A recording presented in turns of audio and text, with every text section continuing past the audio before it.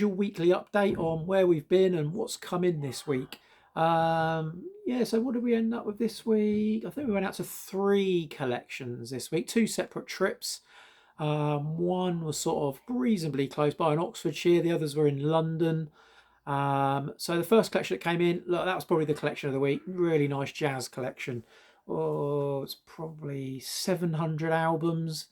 Very clean, as is quite often the case with jazz. Those guys knew how to look after their stuff. Real mixed bag though. So look, probably 500 of them are trad jazz, big band jazz. You know, difficult to sell, but look, they're still sellable. They're in nice condition. And then there was probably about 100 that I've pulled out, better ones. And I'll flick through a few now. So a lot of Blue Note stuff, not original. That well, generally not original, but a lot of real nice, clean 80s reissues on the jazz front. You see the Coltrane one in the picture behind me as well. So these, look, these will end up on my eBay account. Not expecting, you know, big bucks for them, but it's just a nice batch of clean Blue Note stuff. Shame they weren't all originals. You know, a lot of these originals, 500, 1,000. You know, you probably could even be looking at a couple of £1,000 for the right ones. But still nice things to have. And there were a few original rare ones as well. So hang tight. Don't get bored of the Blue Notes that I'm showing you. There are a couple of biggies coming up. So here we go. Keep going. Bit of Miles Davis, Real McCoy. Now this one's quite a rare one. So this is a more original Blue Note. Eric Dolphy's Out to Lunch.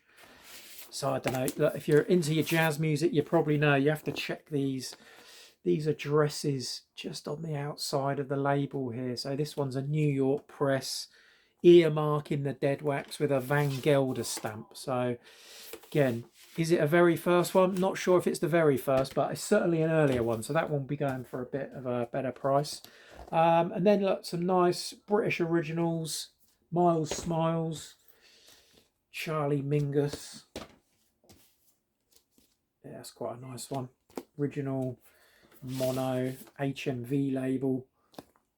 Again, like even his original stuff, it's been kept so nice. Coltrane, that's quite a hard one to get. Original mono on the red London Atlantic label there, so that's quite a nice one.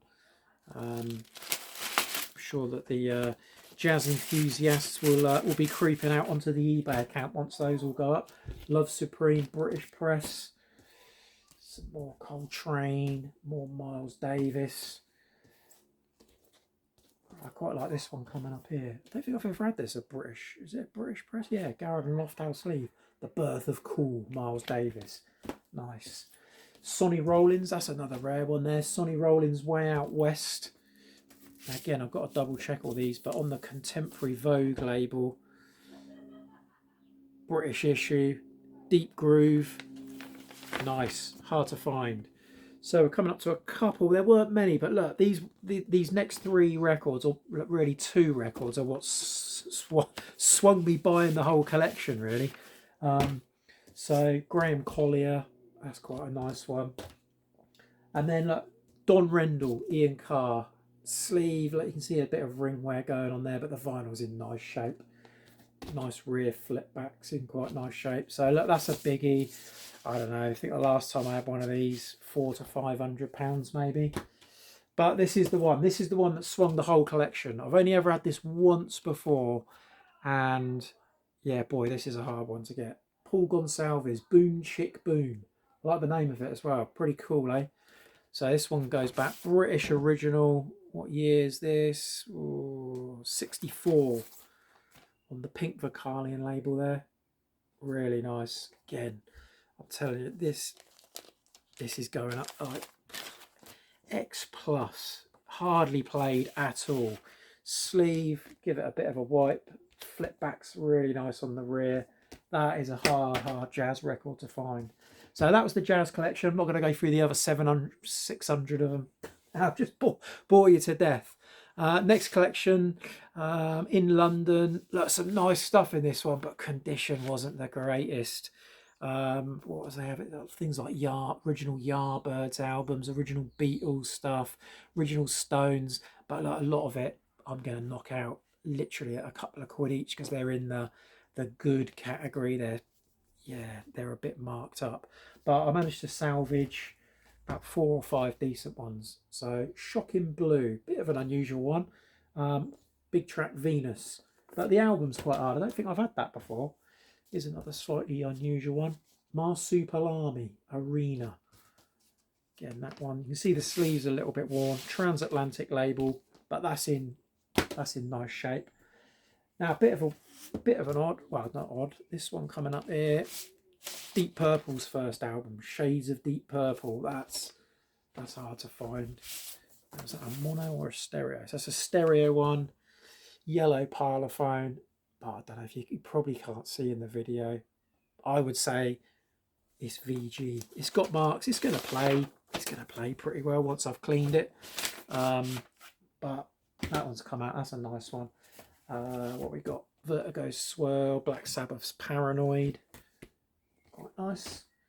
And weirdly, because I think I said in my video last week that I've only ever had one before, but another one has turned up. So, I don't know, it's like buses, isn't it? They all come at once. Sergeant Pepper, original, yellow parlophone. Not as nice as the one last week. But, very weirdly, it's another 4th press. Oh, sorry. 4th proof sleeve. So I don't know if you can see that. There you go, 4th proof there. If I lean over here, this is the one from last week. So look, 2 4th proofs. So probably won't get another one of those for another 10 years, but I've got 2. And last but not least, Pink Floyd, Piper at the Gates of Dawn. Look what Jeff's gone and done to it. Jeff's gone a bit nuts, any on the back and written his name, but quite rare. No file under pop. I don't know. It kind of looks like the way it's coming out. Oh, that's probably going to go cheap. That is in the good category. That's going to possibly have skips and jumps on it. But look, that's this week's records. So keep tuned. I don't know if you can subscribe to the YouTube account. That would be great. But my aim is to do a weekly update. As long as records keep coming in, there might be weeks where there's nothing. So, but keep tuned and I'll see you again soon. Cheers.